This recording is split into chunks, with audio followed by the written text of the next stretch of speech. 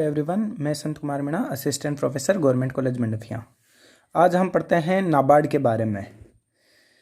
नाबार्ड सबसे पहले बात करते हैं, यह है कंपटीशन एग्ज़ाम की दृष्टि से बहुत ही महत्वपूर्ण टॉपिक है। नाबार्ड से अपने जो एनुअल एग्ज़ाम है उनमें भी बड़े क्वेश्चंस बन सकता है और कंपटीशन एग्ज़ाम में बहुत छोटे छोटे क्वेश्चंस यहाँ से पूछे जाते हैं। बहुत ही महत्वपूर्ण टॉपिक है। बात करते हैं नाबार्ड की, तो नाबार्ड का सबसे पहले पूरा नाम, ये काफ़ी बार पूछा गया है कि नाबार्ड की फुल फॉर्म क्या है। तो नाबार्ड की full form national bank for agriculture and rural development है। National bank for agriculture and rural development, राष्ट्रीय कृषि एवं ग्रामीण विकास बैंक, ये नाबार्ड की फुल फॉर्म है। इसे हमेशा याद रखनी है। नाबार्ड को कृषि शाख की सर्वोच्च संस्था कहा जाता है, वित्त प्रदान करने वाली। नाबार्ड जो एग्रीकल्चर के लिए जो शाख प्रदान करने वाली वित्त संस्था है वो सर्वोच्च वित्त संस्था कहलाती है। नाबार्ड को वित्त प्रदान करने वाली कृषि शाख की सर्वोच्च संस्था कहा जाता है। बात करें नाबार्ड की स्थापना की, तो नाबार्ड की स्थापना 12 जुलाई 1982 को हुई थी और ये नाबार्ड की स्थापना जो हुई वह क्रेफिकार्ड समिति की संस्तुति पर की गई थी। क्रेफिकार्ड समिति के अध्यक्ष शिवरमन थे, इसलिए इसे शिवरमन समिति भी कहा जाता है।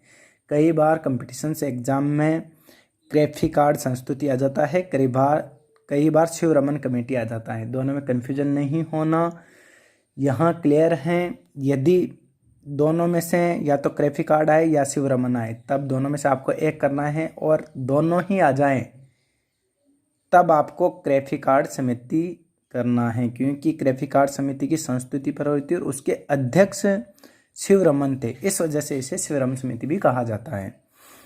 नाबार्ड की पूंजी संरचना की बात करें तो जब नाबार्ड की स्थापना हुई, ऑन द एस्टैब्लिशमेंट, स्थापना के समय नाबार्ड की जो कैपिटल स्ट्रक्चर थी उसमें 50% हिस्सेदारी भारत सरकार की थी, गवर्नमेंट ऑफ इंडिया की थी, और 50% हिस्सेदारी आरबीआई की थी, रिजर्व बैंक की।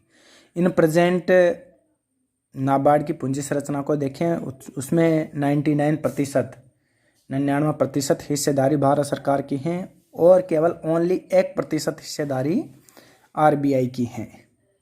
अब बात करें नाबार्ड का प्रबंध संरचना, नाबार्ड की प्रबंध संरचना किस प्रकार की है, तो निम्न सदस्य समिति में सम्मिलित होते हैं। जो नाबार्ड का जो स्ट्रक्चर है उसमें कौन कौन से सदस्य शामिल होते हैं, उसमें है एक अध्यक्ष या प्रबंध निदेशक, 2 ग्रामीण अर्थशास्त्र विशेषज्ञ जो ग्रामीण अर्थशास्त्र से रिलेटेड विशेषज्ञ होते हैं, 3 रिजर्व बैंक के निदेशक मंडल के सदस्य होते हैं, 3 भारत सरकार के अधिकारी होते हैं और 2 राज्य सरकार के अधिकारी होते हैं। ये पूरे नाबार्ड के जो मैनेजमेंट स्ट्रक्चर हैं उसके सदस्य होते हैं। तो कुल मिला के कितने सदस्य हो गए, एक अध्यक्ष, 2 ग्रामीण अर्थशास्त्र के अध्यक्ष 3 रिजर्व बैंक के निदेशक मंडल के सदस्य 6 और 3 भारत सरकार के अधिशासी 9 और 2 बार राज्य सरकार के अधिकारी, टोटल 11 सदस्य नाबार्ड की प्रबंध संरचना में शामिल होते हैं। नाबार्ड के उद्देश्यों की बात करें, नाबार्ड के क्या क्या उद्देश्य हैं, तो पहला नाबार्ड का उद्देश्य है एकीकृत ग्रामीण विकास को उद्देश्यपूर्ण दिशा प्रदान करना एवं इस पर पूर्ण ध्यान केंद्रित करना, यह नाबार्ड का पहला उद्देश्य है। दूसरा, संपूर्ण ग्रामीण ऋण व्यवस्था के लिए राष्ट्रीय स्तर पर एक केंद्र बिंदु के रूप में कार्य करना, यानी एक सेंट्रल जो हायर अथॉरिटी होती है उस एक सर्वोच्च संस्था के रूप में काम करता है ग्रामीण शाख के लिए। नेक्स्ट उद्देश्य है नाबार्ड से सहायता प्राप्त परियोजनाओं का निरीक्षण, पर्यवेक्षण व मूल्यांकन करना। जो भी नाबार्ड के द्वारा जो सहायता प्राप्त परियोजनाएं होती है उनका जो निरीक्षण करना, पर्यवेक्षण करना, उनका समय समय पर मूल्यांकन करना, वित्तीय योजनाओं का, परियोजनाएं जो स्टार्ट की जाती है नाबार्ड के वित्तीय सहायता द्वारा, उनका ये मूल्यांकन वगैरह करता है नाबार्ड। नेक्स्ट है ग्रामीण ऋण संस्थाओं के लिए अनुपूरक निधिकरण हेतु उपलब्धक के रूप में कार्य करना, ये भी नाबार्ड का उद्देश्य है।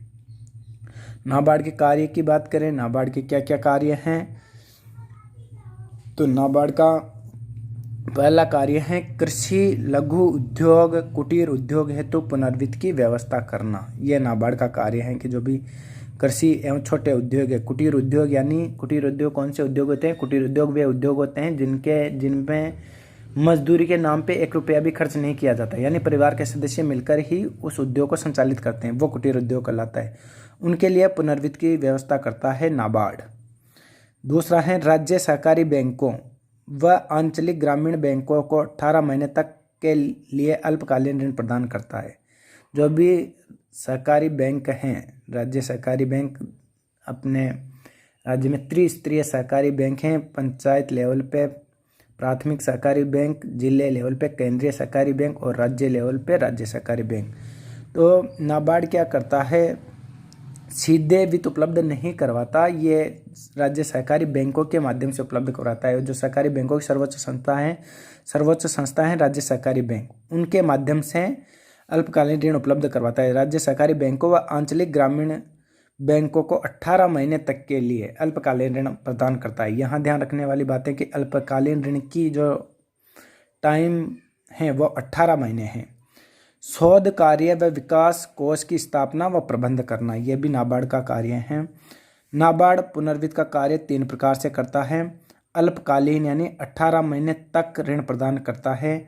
मध्यमकालीन 18 महीनों से 7 वर्ष तक ऋण प्रदान करता है। दीर्घकालीन 7 वर्ष से अधिक हेतु ऋण पत्र। ये यहाँ काफ़ी बार क्वेश्चन पूछा गया है, ये इंपॉर्टेंट है। जो टाइम बाउंडेशन दी गई है, टाइम पीरियड दी गया है, जो नाबार्ड जिसको फॉलो करता है, यहाँ से क्वेश्चन पूछा जाता है कंपटीशन एग्जाम में।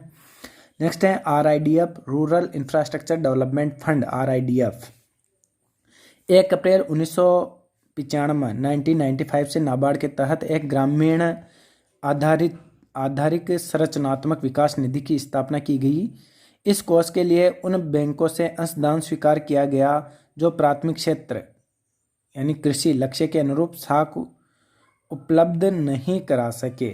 यानी पहले ये व्यवस्था थी कि जो भी व्यापारिक बैंक ऋण देंगे उसमें से कम 40% प्राइमरी सेक्टर के लिए ऋण दिया जाएगा और उसमें भी 18% एग्रीकल्चर के लिए ऋण दिया जाएगा।